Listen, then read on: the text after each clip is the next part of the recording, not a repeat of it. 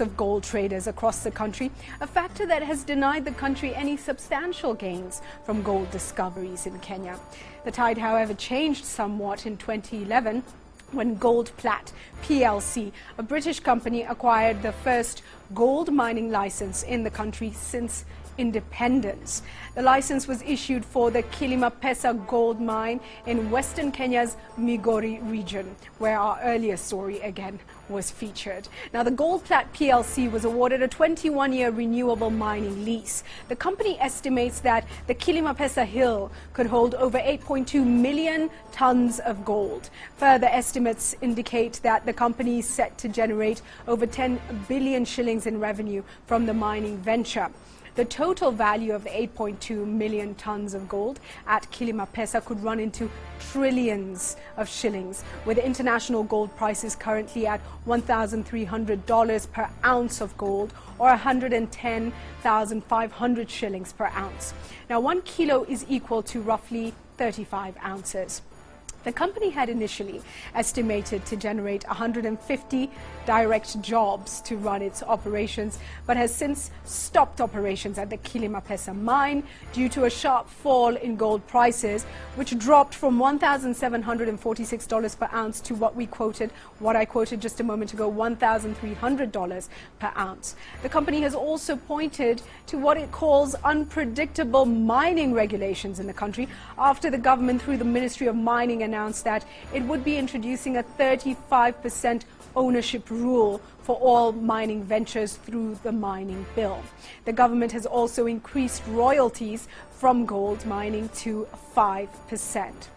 So, who owns GoldPlat PLC? Well, the company is listed on the London Stock Exchange and as such is subject to changes in ownership through the acquisition of shares.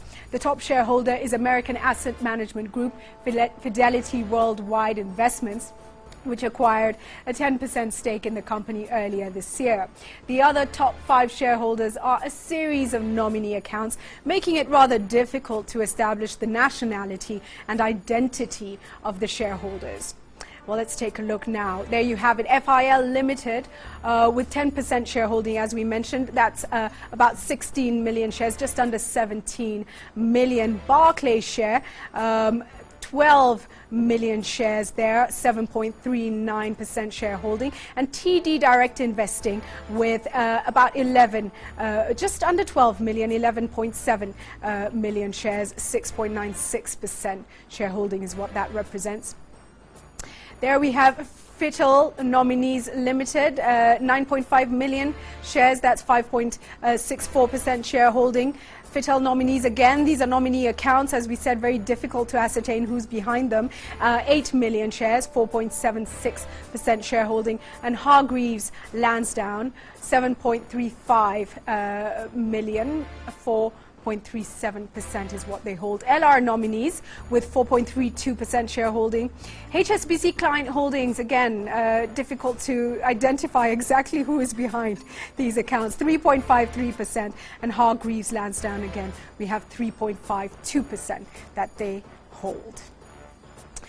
Finally, HSDL Nominees Limited, 3.25% shareholding there as well. Very difficult to see who's behind the company, but there you have a look at gold mining in Kenya. Of course, earlier in the bulletin, we featured that story on child miners, the exploitation of children in Migori in some gold mines, and we certainly hope that the leadership is going to do something about that. Right now, let's go to our quote of the week.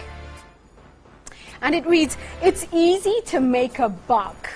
It's a lot tougher to make a difference."